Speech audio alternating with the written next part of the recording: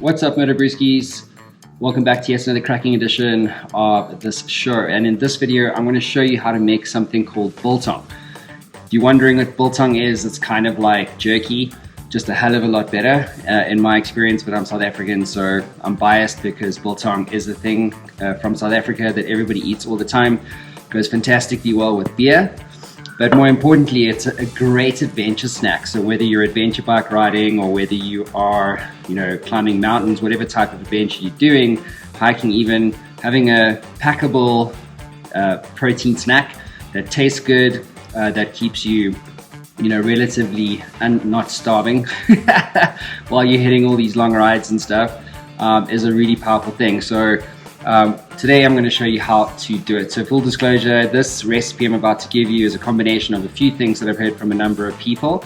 It takes about 3 to 5 days to make, but it is absolutely worth it. And you can make it taste however you like it with all sorts of different spices. So I'm going to show you what I use and what Garth uses as an example, one of my riding buddies, and then we'll get into the actual process. So what you want to start with essentially is some beef bottom round or top round. So the bottom round is fattier, so as you can see here, there's a good amount of fat on there, and so fat with the meat is actually an amazing combination. So try and get something with a bit of fat, but you can use a combination of both.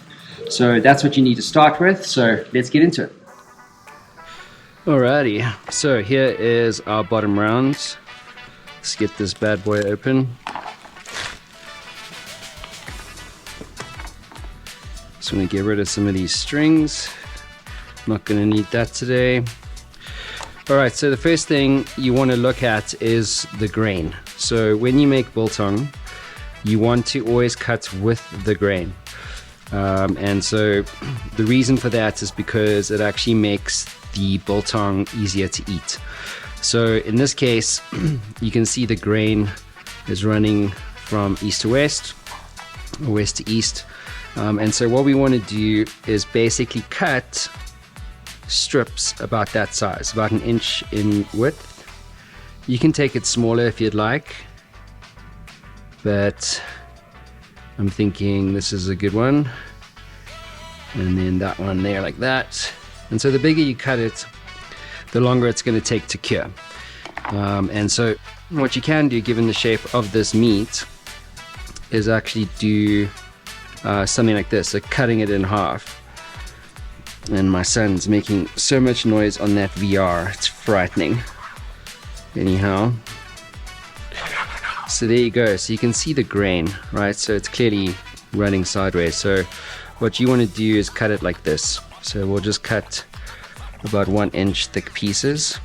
You can also make something called what's called stokkies in South African, which is basically much thinner pieces, which also adds to different, to the different types of biltong that you can make. But I like mine big and fatty. So just gonna cut this bad boy.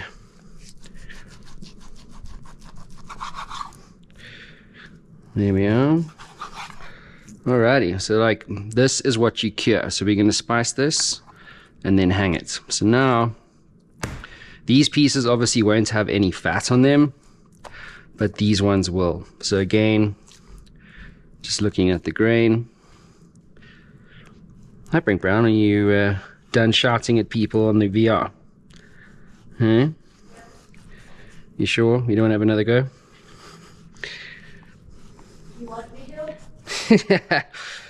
Well, I'm busy doing a video for my Motor Brewski channel. So, what do you think of that? You do? Super duper cool. Alrighty. Did you kick ass though? Yeah? Good. I hope this biltong kicks ass as well. Look at it. Very nice. So I'm just cutting through this meat. Yes, my love. Is it okay if we go out tonight to go shopping? You want to go shopping tonight? Okay, well, let's see what your mom says. Okay, baby? Because I really want to get some stuff for my room. Oh, I see. Like a rug. Yeah. Some new pillows. Uh-huh. Okay. That's a good idea. Hey.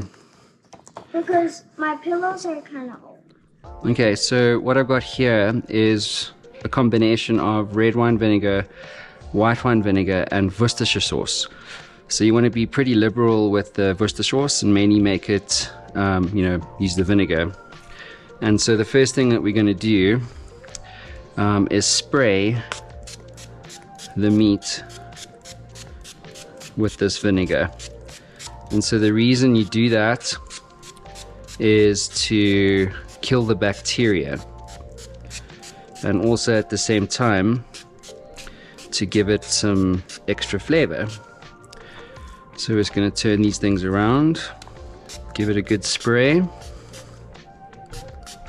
you don't want to overdo it, you just want to make sure that it's covered, but you don't need to drown it. Okay, so the next thing you're going to need is some spicing. So this is Safari biltong seasoning, and you can get it on Amazon. And you want to use about 45 grams per kilogram of meat. So that's 45 grams per kilogram is like 2.2 pounds. So this was, let's see here, 3.4 pounds. So you want to use about 100 grams of spicing. But before we do that, what we want to do is just massage the meat, just tenderize it a little bit.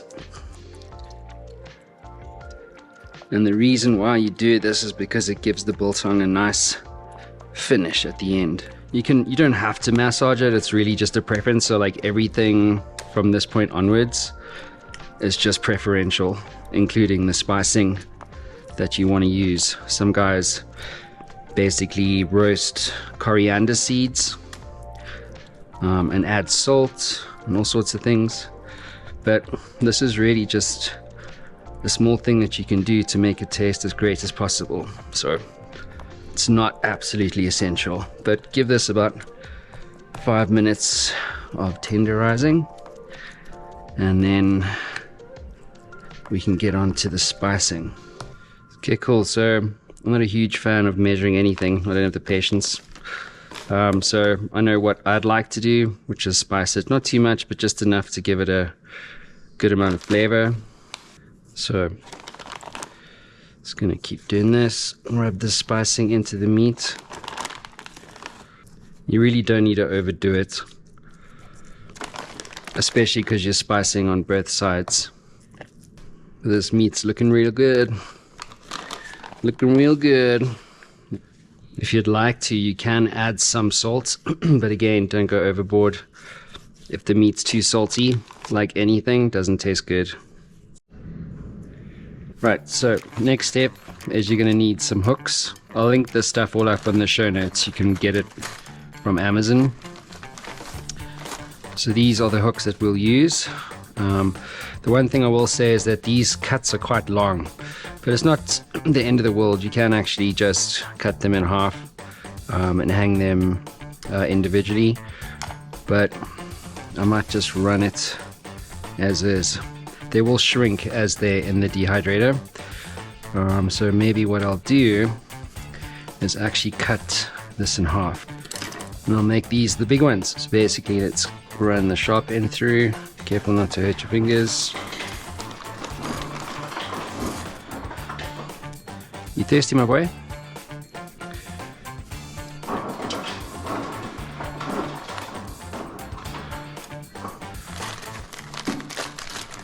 So what you can do is leave it in the refrigerator for 24 hours covered in tinfoil. But I'm the most impatient man, so I just want to get straight to it. But if you'd like to do that, feel free to do that. But for me, I just want to hang this stuff and get on with my life. So there you go. Last one to do. Okay, cool.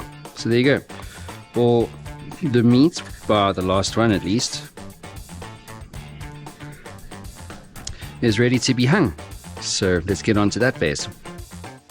Now the next step is to hang your meat, and so what you want to do is make sure that none of your individual pieces are touching each other.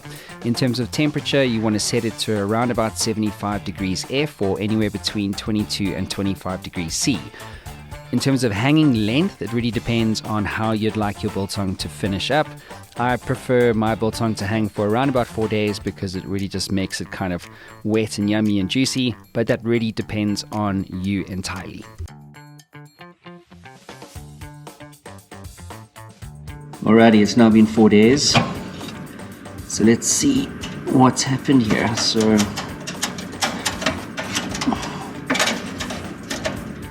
it's looking good though. Look at this fatty piece. Oh yeah. Let's give it a shot, see what it tastes like. So what we're looking for is slightly red in the inside. Look at that fat, looking great. Let's try this bigger piece. Yeah, look at that.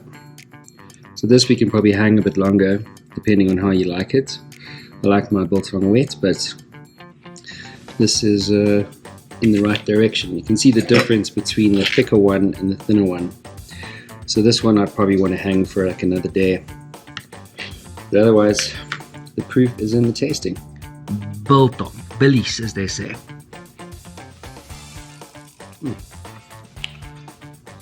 Winning, the ultimate adventure snack.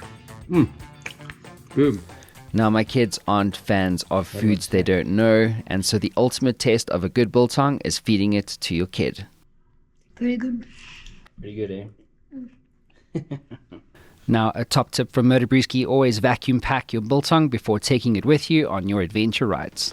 If you enjoyed this video, please like, comment, and subscribe, and most importantly, share it with your favorite Motor Brewski.